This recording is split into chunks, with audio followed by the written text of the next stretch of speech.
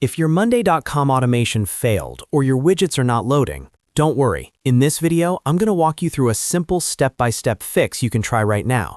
These issues are usually caused by a temporary page glitch, a session problem, a slow internet connection, browser extensions, or an automation recipe that needs to be checked and rebuilt.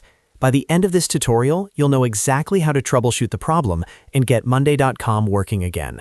And if this video helps you, please hit the like button and subscribe for more quick software fixes and tutorials.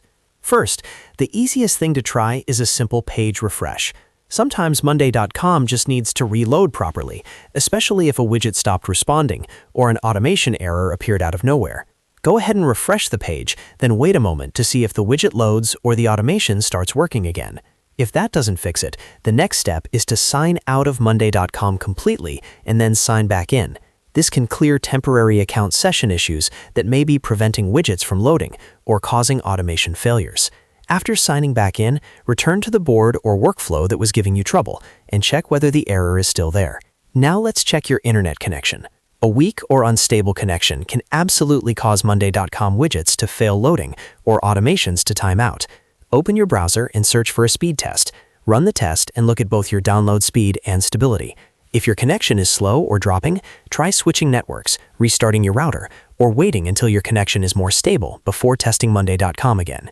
If your internet is fine, the next thing to look at is browser extensions. Ad blockers and other extensions can interfere with Monday.com features, especially widgets, embedded content, and automation behavior. In your browser, open the menu, go to Extensions, then Manage Extensions, and temporarily turn off any ad blockers or other suspicious extensions. After disabling them, go back to Monday.com and test the page again. If it starts working, you found the cause. Next, you need to check the automation recipe itself. Open the automation that failed and carefully review the trigger, the action, and any required fields.